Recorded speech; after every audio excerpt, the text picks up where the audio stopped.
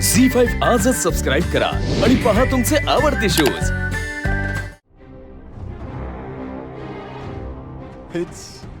हेच नेमकं नको होतं मला। मी स्वतः आईला सगळं खरं खरं सांगायला हवं होतं। बाहेरून गोष्टी कळल्या ना की असंच होतं।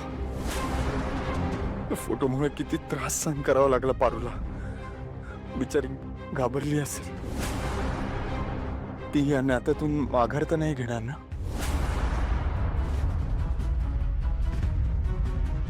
आईला सगळं खरं खरं सांगितलं असतं तर तिला अजून मनस्ताप झालाय तो मस्त झालाय। ते काय नाही, माझं प्रेम खरं आहे आणि आई माझं प्रेम नक्की समजून घेईल। मी आता जाऊन तिला सगळं खरं खरं सांगतो। अभिनंदन मॅडम, तुमचा मुलगा प्रेमात पडल्याची सगळ्यात आधी न्यूज आमच्या पेपरनी कव्हर केली आहे। तिथं जे बघितलं ते तुमच्या समोर आहे। अहिल्या मॅडम, विचित्र वाटत असलं तरी हेच सत्य आहे की तुमचा मुलगा एका मोलकरणीच्या प्रेमात पडलाय। तोंड सांभाळून बोला। अहिल्या मॅडम, तुम्हाला तुमच्या मुलावर आणि पारोवर खूप विश्वास आहे, पण समजा त्यांच्यात खरोखरच प्रेम असेल तर?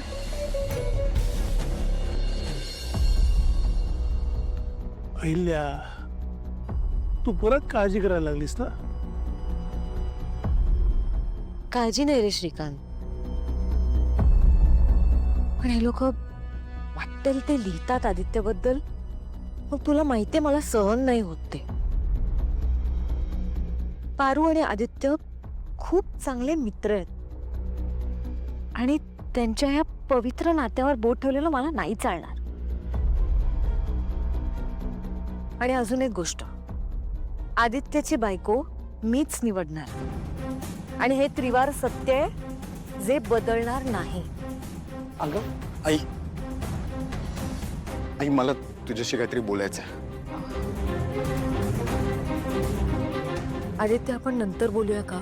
नाही आई, मला आत्ताच बोलायचं आहे। मला माहिती आहे आई, तुला माझ्या लग्नाचं टेन्शन आलंय आणि तुला जर असंच टेन्शन येणार असेल ना तर मला लग्नच नाही करायचं। अरे आदित्य, हे बघ, मला टेन्शन वगैरे आलेलं नाहीये। नाही पण आई, पण लोक तुझ्याबद्दल वाटेल ते बोलतात आणि मग माझा संताप होतो। आदित्य, मला एक वचन देशील? बोल आई। तुझ्या आयुष्यात जोडीदार म्हणून फक्त तीच मुलगी येईल जी मी तुझ्यासाठी पसंत करेन।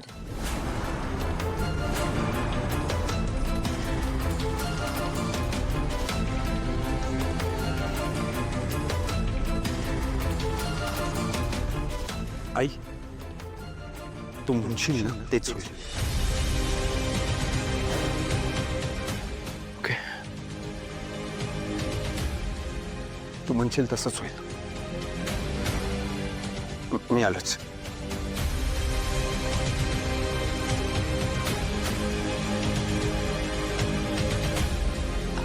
श्रीकांत, मी जरा पडते, मला बरं नाही वाटत आहे। डॉक्टरांना फोन करू का? नाही, फक्त थोडी कणकण आहे, झोपून बरं वाटतं। का आराम कर।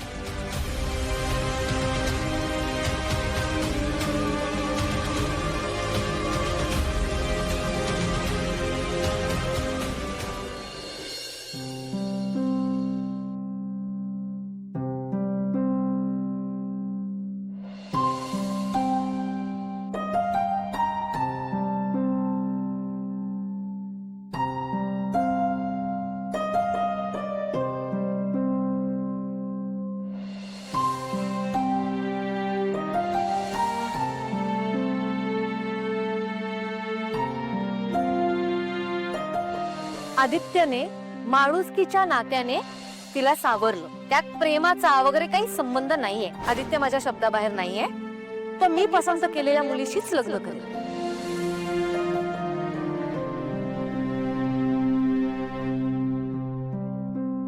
2 दिवस भी झाले नव्हते अजून।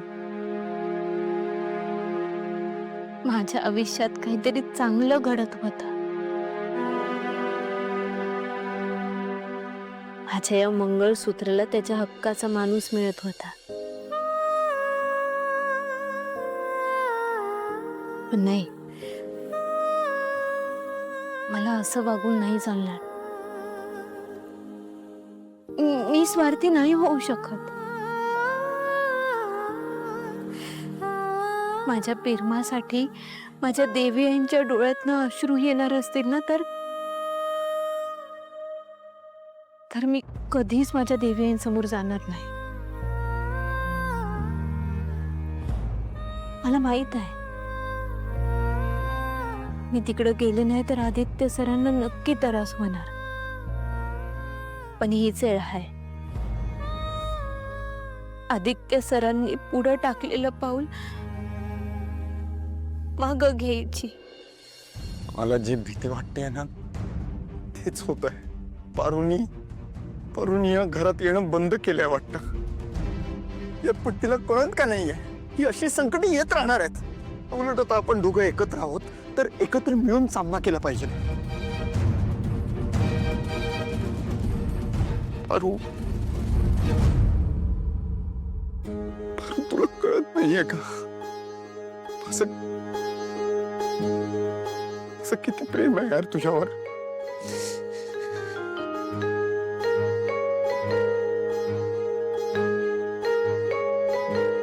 तिकडे स्वतःला त्रास करून घेत असणार आहे. पारू, हा बघ, काय झालं? आईला मॅडमला बरं नाहीये, त्यांना ताप आलाय. काय? हा. असं अचानक कसं काय आला? काय कळा ना. बा, आज जे काय बी झालं ना, त्या समध्या प्रकाराचा त्यांनी लई विचार केला असेल, म्हणून त्यांना ताप आला असेल. मी एक काम करते, त्यांच्यासाठी पडदेशी काढा बनवून देते. तू बस. काय कळा ना काय चिंता. दादा बाहेर चाललाय का? हो, जरा. ऍक्च्युली मला तुमच्याशी बोलायचं होतं. काय झालं, बोल. तुम्हाला पण माहितीये की आपल्या घरातलं वातावरण किती बिघडलंय. आईंची तब्येत बरी नाहीये, आई आजारी आहे. तुमचं आत्ता बाहेर जाणं खरंच खूप गरजेचं आहे का? नाही. कारण मला असं वाटतं की आत्ता कोणापेक्षाही जास्त आईंना तुमची सगळ्यात जास्त गरज आहे. त्यामुळे प्लीज जमलं तर बाहेर कुठे न जाता आत्ता आईंपाशी थांबाल का? कारण नाहीतर त्या खूप दुखावल्या जातील. शेवटी फॅमिली सगळ्यात जास्त महत्वाची असते ना. आयुष्यात जेव्हा कधी तुम्हाला देवी आई यानं माझ्यामध्ये निवड करायची येळ येईल ना, तेव्हा एका क्षणाचा बी विचार न करता तुम्ही देवी आईची निवड करा. आदित्य सर, तुमच्यामध्ये आणि देवी आईंमध्ये मला माझं अस्तित्व, माझं प्रेम कधी बी आणायचं नाही. मला द्या वचन. दिलं वचन. प्लीज. झी5 आजच सबस्क्राईब करा आणि पहा तुमचे आवडते शोज